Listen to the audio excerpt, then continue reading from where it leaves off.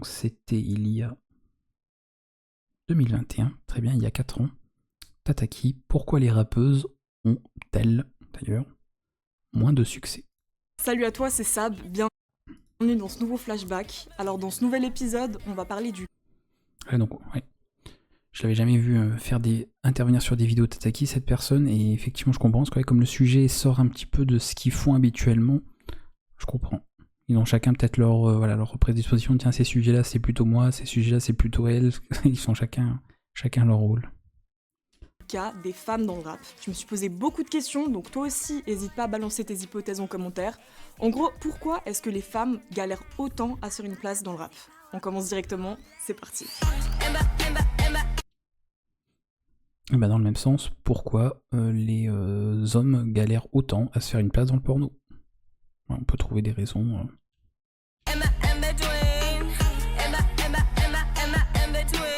C'est important de relever qu'il y a toujours eu des femmes dans l'industrie et à des gros postes, que ce soit à la tête de gros labels, des manageuses, des directrices artistiques et j'en passe. Mais si on pense aux rappeuses, depuis Diams, fin des années 2000, il y a eu... Pareil, des femmes à des gros postes. Pareil, bon, j'ai cette petite pointe d'humour, à chaque fois j'aime bien, mais... parce que selon le féminisme, c'est impossible.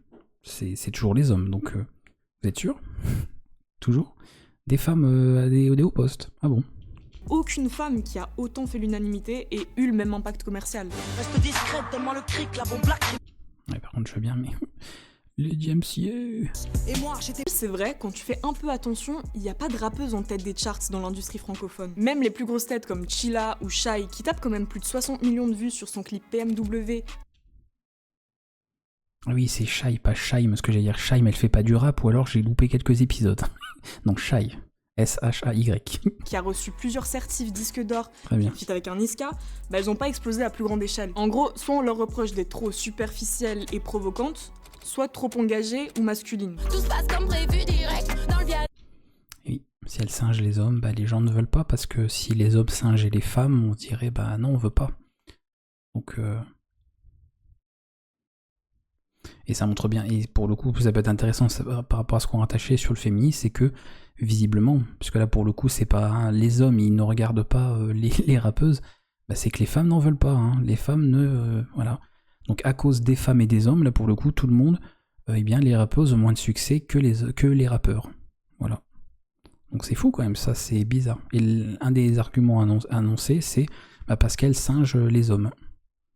Donc c'est drôle de voir que visiblement des femmes peuvent reprocher à des rappeuses de singer les hommes et que c'est pour ça qu'elles ne veulent pas écouter leur musique.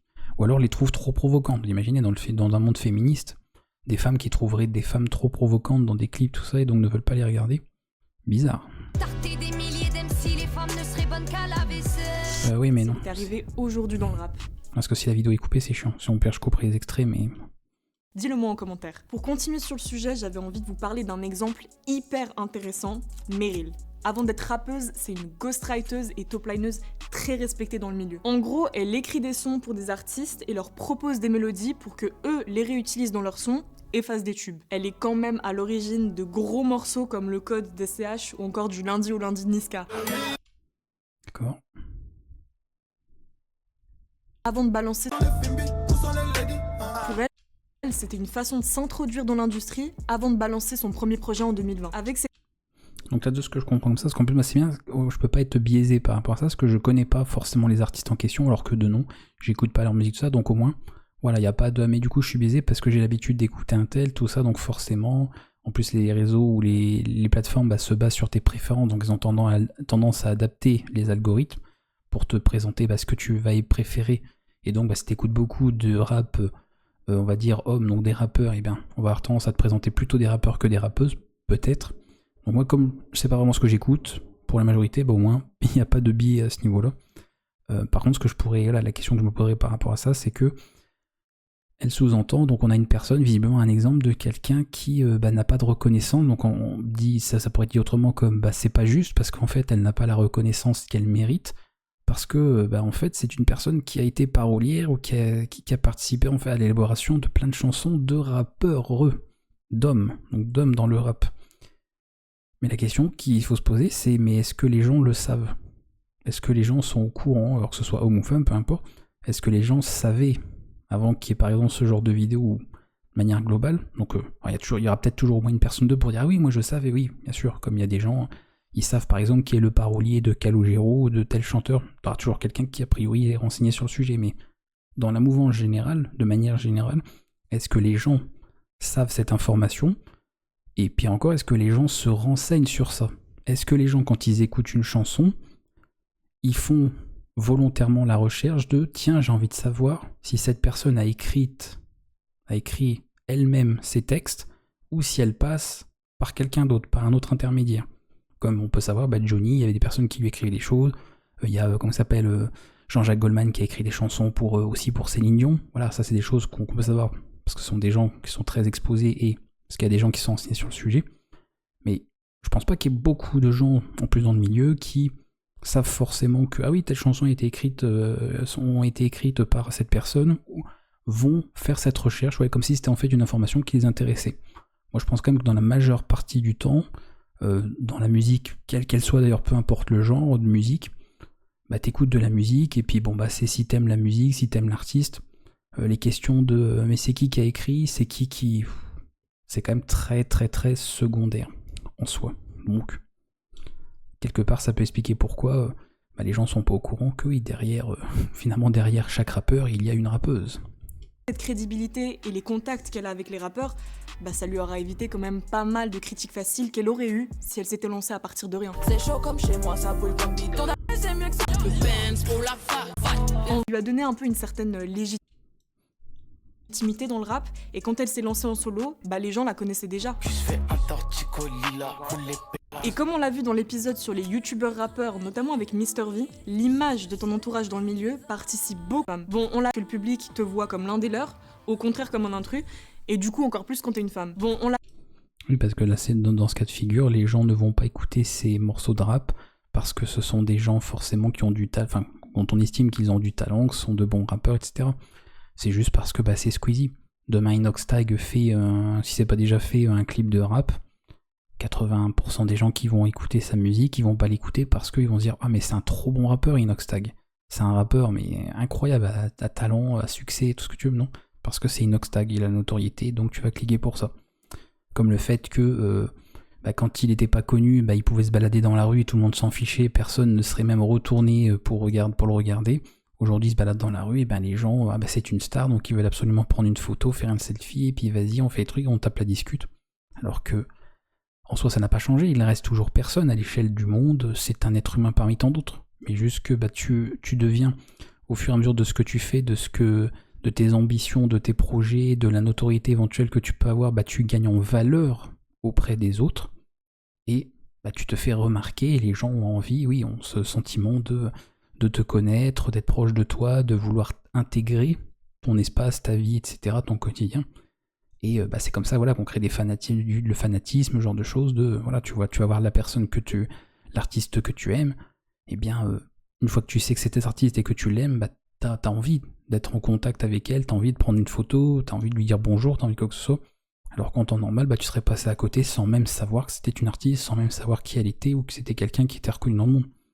Donc c'est juste logique. Et là, cette personne dont il parlait des paroles, il y a une différence entre quelqu'un qui va être connu ou reconnu, qui va avoir du succès parce qu'on sait qu'elle écrit les paroles peut-être pour certains des meilleurs rappeurs actuels au monde, ou en France, mais c'est pas parce qu'elle était à la rigueur compétente et appréciée pour ça que si du jour au lendemain elle se met elle à faire du rap, même si elle écrit ses chansons, mais c'est elle qui rappe, c'est un autre métier en fait, parolier, c'est pas rappeur, c'est deux métiers différents.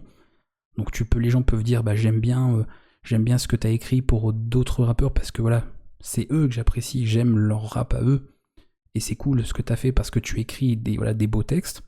Par contre, une fois qu'elle rappe, ton flow, ça me plaît moins, ça me plaît pas particulièrement, c'est très bien ce que t'as écrit parce que je connais tes textes et j'aime bien ce que tu écris, mais en soi, ton flow, ce que tu dégages, la façon dont tu rappes, tu chantes, non, ça m'intéresse moins, donc on peut le comprendre aussi, quoi. T'es pas obligé de dire la personne, t'aimes tout ce qu'elle fait absolument, si demain elle se met à la poterie, tu vas pas dire elle fait, c'est trop bien, j'adore ce qu'elle fait, la poterie elle est trop forte, sauf si t'es dans le fanatisme de toute façon, La personne peut faire caca et tu diras ouais elle fait caca mais trop bien, il mieux que les autres quoi. C'est limite ça quoi. On a vu, les femmes sont placées en marge dans l'industrie, mais les chiffres montrent qu'il y a de plus en plus de rappeuses qui s'amènent, avec des univers toujours plus poussés, des clips toujours plus travaillés, toute une imagerie et des sonorités. Du coup, pourquoi ça stagne? Je suis dans le game où je pense à toi là. J'ai fait 3 fois le tour de Paname. J'ai pas si ton cœur en vaut la balle. En préparant cet épisode, j'ai remarqué un truc. Trouver les raisons qui expliquent pourquoi ça stagne, eh ben c'est pas si simple, mais j'ai mes hypothèses et n'hésite pas à me donner les tiennes en commentaire. Donc déjà, Ça mériterait d'étudier le sujet, hein. Ça je pourrais vous dire moi, pourquoi ça stagne. Je suis sûr que ça se voit comme le mieux de la figure. premier constat plutôt concret, c'est plutôt inexistante en Europe par rapport aux States. Touche à l'attitude stripteaseuse, l'alcool, l'argent, elle est plutôt inexistante en Europe par rapport aux States. Et ça a un impact hyper important parce que quand tu regardes les plus grosses têtes aux États-Unis, t'as qui? T'as des Nicki Minaj, des Cardi B, des Megan Thee Stallion, des Doja Cat, et elles ont toutes construit leur bise sur cette image de la stripteaseuse. Ouais, ce que j'allais dire, bon, c'est évidemment des cas sélectionnés, hein, donc voilà. Ça ne représente pas forcément la globalité de la chose, mais ouais, si c'est ça, les rappeuses, et qu'on se demande pourquoi elles ont moins de succès, bah j'ai la réponse. Hein. Bon, voilà, c'est bon. Plutôt matérialiste. C'est les gens vont les aimer pour éventuellement la plastique, et bon, après, une fois que tu les entends chanter, ils vont dire oui, bon bah je m'en fous, je te regarde pas pour ton flow, je te regarde pour ton apparence. Ouais. Donc du coup, quand t'as Shai qui se ramène avec un délire un peu similaire en Europe, eh ben il y a un gros choc des cultures. Vu qu'on est que de passage, autant passer à l'accent. En France, hein. Mais juste. Pardon, je peux pas passer les sons, même les images, ça se trouve les clips pareil, donc c'est. Juste que quand je sors un contenu, je me fasse pas complètement lyncher. Quand je sors un morceau et qu'on me rabaisse parce qu'on dit que je suis juste une pute qui sert à rien, que je devrais pas faire de musique parce que je suis une pute, mais c'est dur en fait. Ça m'amène à me poser et à te poser par la même occasion une deuxième question. Est-ce que tu penses que la plastique d'une femme, ça l'aide à percer dans le rap ou au contraire ça la dessert? Moi je pense que jouer sur son physique, ça peut desservir parce que ça entretient un peu ce cliché de la vixen. Bah ça sert sur un certain point, enfin ça sert sur... ça aidera pas encore une fois dans le côté rap, donc c'est-à-dire la musique, parce que ce n'est pas ce qu'elle présente. La vitrine ne présente pas ses talents en musique, elle présente sa plastique. C'est comme, je sais pas, c'est comme si une personne, homme ou femme d'ailleurs, peu importe, vous faites une page Instagram, vous, sur toutes les publications qu'il y a, vous montrez vos fesses, et après vous vous étonnez que les gens, ils ne vous apprécient pas ou ils ne vous estiment pas par rapport à vos compétences en écriture ou en dessin. C'est pas ce que tu montres en fait, c'est... Tu es automatiquement tu es à l'image de ce que tu montres. Les gens t'estiment ou te conseillent. Oh, par contre, là, désolé madame, à l'arrêt sur image. Tu es à l'image de ce que tu montres. C'est une vitrine et on le sait, hein, dans le commerce tout court. Quand tu mets des objets en vitrine, on sait très bien en fait que c'est ce que tu montres, c'est ce que donc tu vas offrir dans ton magasin. Là, c'est, même si l'analogie est particulière, c'est exactement pareil. C'est si tu montres tes fesses, et puis que tu viens ensuite te plaindre que les gens ils s'intéressent pas à tes dessins ou à tes peintures, oui, parce qu'en fait on les voit pas. C'est 10% de ton contenu et le reste du temps on voit plus tes bikinis que tes peintures. Et ce serait pareil pour les mecs. Si t'as un gars qui passe son temps à se montrer, parce que on a souvent tendance à taper sur les femmes, moi je suis du genre à me dire que en fait faut être honnête avec le fait que c'est la même chose des deux côtés. Si t'as un mec sur son Insta qui passe son temps à se montrer torse nu, bien musclé, à la salle, tout ça, et puis qu'en fait son Insta visiblement est fait pour mettre en avant ses qualités en dessin, en peinture, ou genre il fait de la sculpture sur bois, avion, tu vas pas lui dire ah oui non mais oui c'est trop bien tes sculptures sur bois. Non, tu vas lui dire waouh t'as des abdos de dingue, ou tu vas fantasmer, ou tu vas sexualiser, parce que oui on sexualise bien sûr le corps des hommes, faut pas croire que c'est que les femmes, non c'est tout le monde, soyons honnêtes. Et c'est juste une conséquence directe et normale. Montre tes fesses, les gens parleront de tes fesses. Montre tes peintures, les gens parleront de tes peintures. Ces femmes qui étaient des figurantes carrément... Ah bah tiens, c'est Joker, ouais. Dénudées dans les clips de rap. Après... Ah ça que Joker, c'est un des rares où j'aime pas mal de ses chansons. Enfin pas trop, mais voilà, quelques-unes par-ci par-là. Mais par contre, ouais, le peu que j'ai vu de ses clips, il s'est même fait censurer. Il a réussi à se faire censurer des clips sur YouTube, hein, quand même. Donc, ouais. C'est important de souligner qu'il n'y a personne qui force les rappeuses à jouer sur leur physique, c'est leur propre choix. Et Après ça, en même temps, ouais, je m'inquiète. Bon, c'est une vidéo qui est publiée sur YouTube, donc c'est ouais, voilà. Et comme je suis pas connecté, normalement les contenus 18 s'afficheraient pas, sinon ça me mettrait un avertissement. Donc on sait jamais. Il faut pas faire peur comme ça. Calmez-vous. Cachez vos nibards, merci. ancienne, t'avais plein de rappeuses qui renvoyaient. Parce que Twitch, voilà, enfin, vos tétons, parce que visiblement le sein c'est juste le téton, le reste, voilà. Ce n'est pas du l'auréole, c'est pas le reste, visiblement n'est pas le sein. Okay. Pas du tout cette image, si je pense à Queen Latifah ou encore Lauryn Hill. Une autre hypothèse de pourquoi les go galèrent dans le rap, c'est le manque de représentation. Il y a très peu de modèles, du coup les filles ont de la peine à s'identifier et elles osent pas trop se lancer. Et ce manque de représentation, il se répercute aussi sur le public, qui du coup manque un peu de curiosité pour aller diguer et chercher des rappeuses, pourtant il y en a plein. Oui, ça c'est un autre, c'est voilà, c'est une autre chose qui est juste logique. Si sur 100 personnes, imaginez, il y a 80% de rappeurs, enfin il y a 100 personnes, pardon, il y a 80 rappeurs et 20 rappeuses, si on se base d'un point de vue probabilité, il est donc plus probable que les gens s'intéressent et connaissent des rappeurs que des rappeuses. Parce qu'il y a beaucoup plus d'offres chez les rappeurs que d'offres chez les rappeuses. Voilà, c'est comme ça. C'est juste par rapport à ce qui est disponible. Donc après, les gens pourront réfléchir, mais pourquoi il y a moins de rappeuses ? On peut dire, bah, du coup, est-ce que les femmes ont... est-ce que c'est pas parce qu'il y a des hommes, plus d'hommes qui veulent se lancer dans le rap que de femmes ? Parce que peut-être que en majorité, les femmes ne veulent pas se mettre dans le rap, pour X ou Y raison. Et donc, comme c'est plutôt des hommes, et ils occupent plus de place là-dedans, comme dans d'autres domaines. C'est juste une question de par rapport à ce qui est. Et forcément, ce serait quand même une exception si... dans un univers où il y a plus d'hommes que de femmes, dans un domaine, dans un métier, tu connaissais plus de femmes que d'hommes. Ou alors tu tombes limite presque dans le militantisme, ça veut dire que tu te focalises volontairement sur quelques personnes, non pas pour leur talent, leurs compétences qu'elles ont à s'offrir, mais parce que ce sont des femmes et que tu as l'impression que c'est une forme de solidarité, de « Ah oui, donc moi je regarde que... comme ça se fait sur Internet, hein.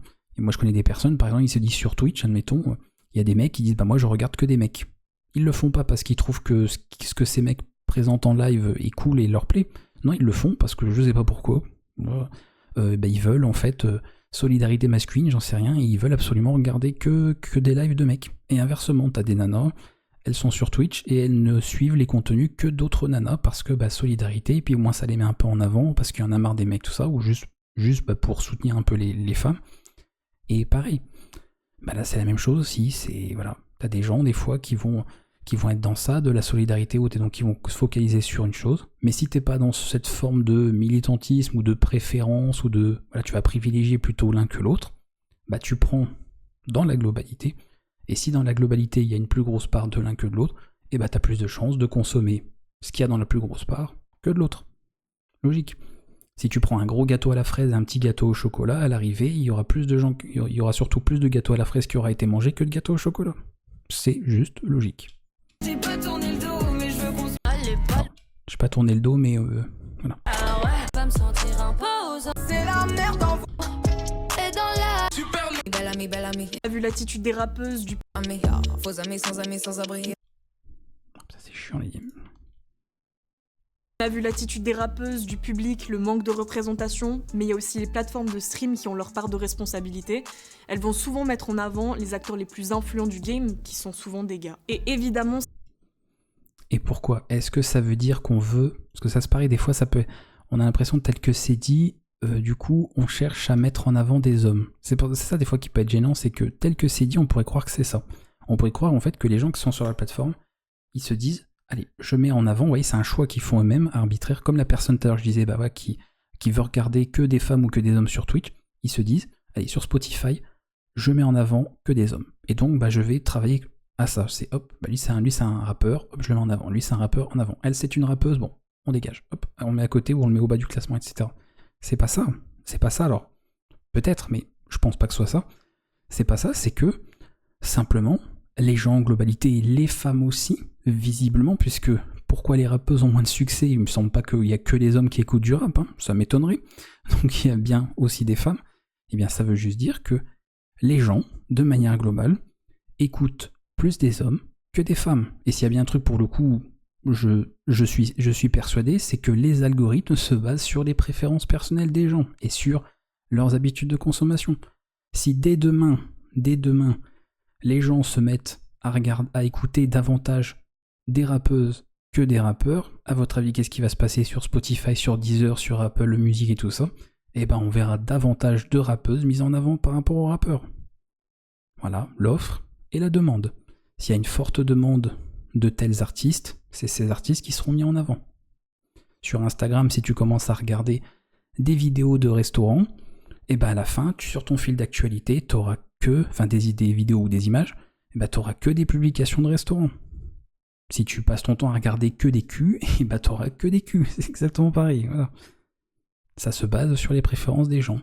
On met en avant ce que les gens sont susceptibles de regarder. On va certainement pas faire l'inverse. Absolument pas, absolument pas.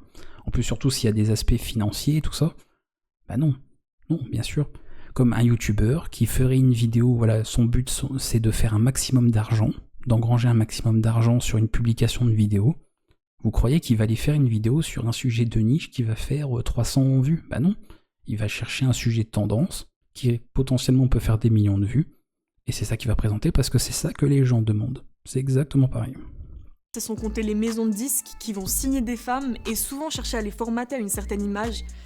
Du coup, des facteurs, il y en a plein. Personnellement... Voilà, ça par contre, si ça se fait effectivement, là oui, là ce serait un vrai problème. Si effectivement il est avéré que des maisons de disques signent des contrats avec des nanas pour ensuite leur dire alors, il faut que tu te plies à ça et ça, etc. Oui, là on pourrait se dire du coup c'est pas juste. Mais malheureusement ça pourrait aussi s'expliquer. Je me mets à la place d'une maison de disques qui voudrait faire du chiffre, parce qu'il faut que ça se regarde, il faut que ce soit écouté, sinon, bah, si les titres marchent pas, il n'y a pas d'argent. Hein. Voilà, ce ne sont pas des associations, des organisations non lucratives. Hein. On n'est pas dans des associations non lucratives. Il faut faire de l'argent. Donc, si les gens écoutent de la musique selon tel truc, à votre avis, la maison de disques, elle va faire quoi? Eh ben, il va dire, faut que ta musique, ça ressemble à ça, à ça, à ça, à ça. Et c'est vrai dans tous les métiers. Pourquoi il y a des règles et des normes, par exemple, dans le mannequinat? Est-ce que c'est fait pour faire chier les hommes ou surtout les femmes?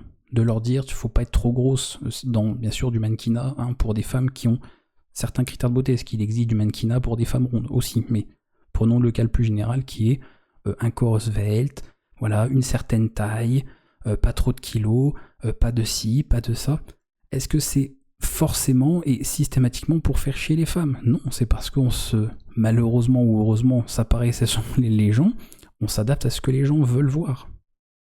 Donc si, dans la globalité, les gens veulent voir des femmes grandes, minces, ceci, cela, qui n'ont pas fait de chirurgie esthétique, ou que sais-je, eh bien, quelqu'un qui veut se lancer dans le mannequinat, à votre avis, qu'est-ce qui se passera auprès de son agent, son agente ou autre? Eh bien, on lui dira, faut pas que tu fasses plus de 50 kilos, faut pas que tu fasses moins d'1m75, faut pas que tu... Voilà, c'est tout. Et après, oui, on peut reprocher, on peut se dire que c'est injuste, que c'est pas normal tout ça, que...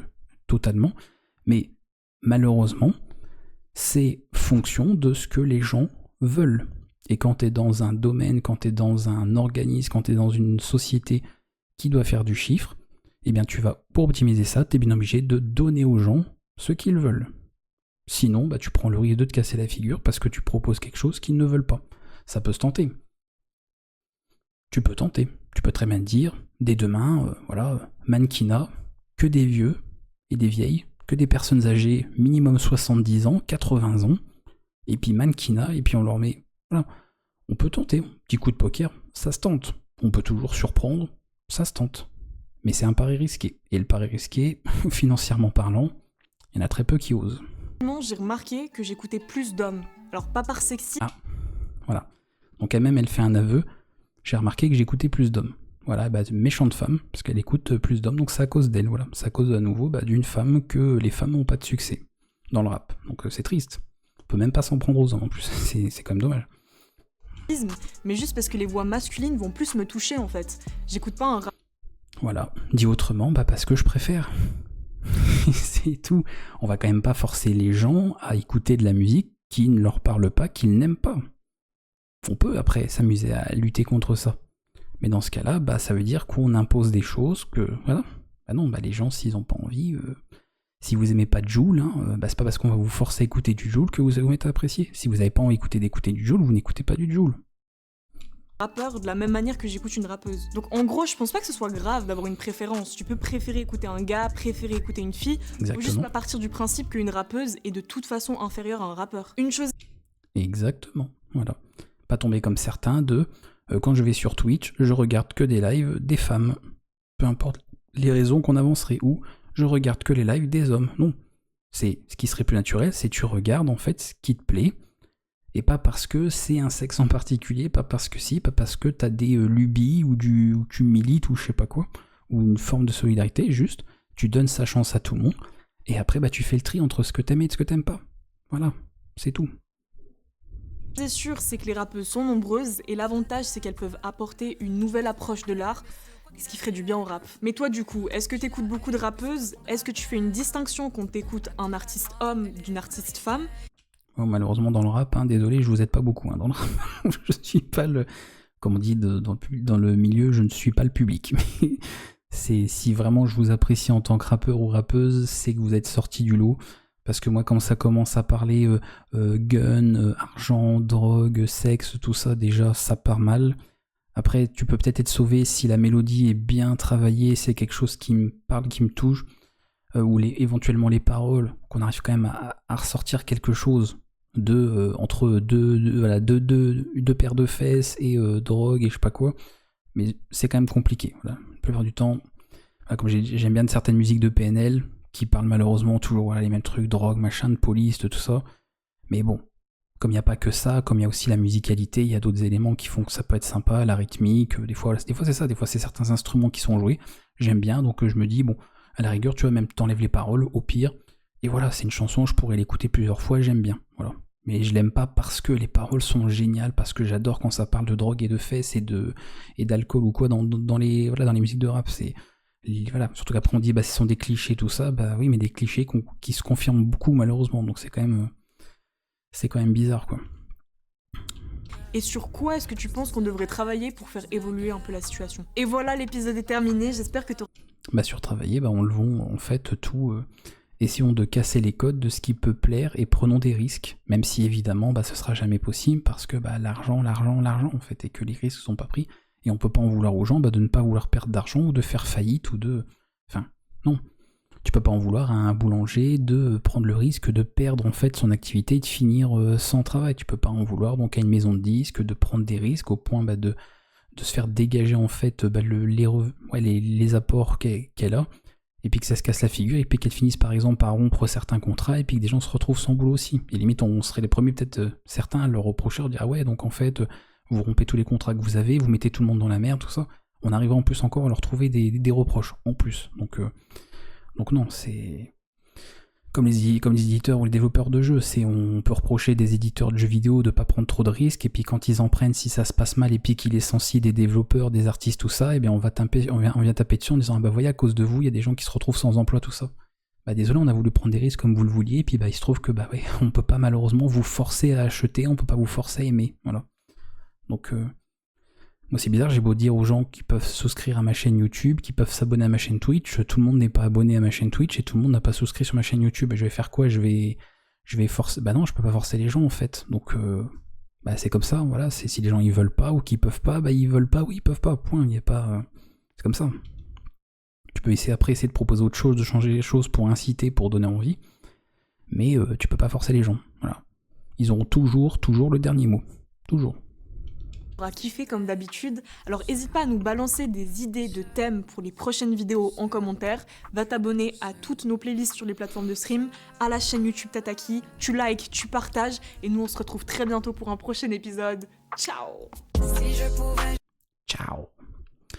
Ok, et sympa aussi. Sympa parce que pour le coup c'est pas le genre de sujet sur lequel j'aurais réagi très régulièrement, surtout le rap, en plus on est vraiment dans le genre que j'écoute sûrement le moins, donc c'est bien. C'est bien. Et à nouveau, au revoir YouTube. Bon, c'était cool ce soir. C'était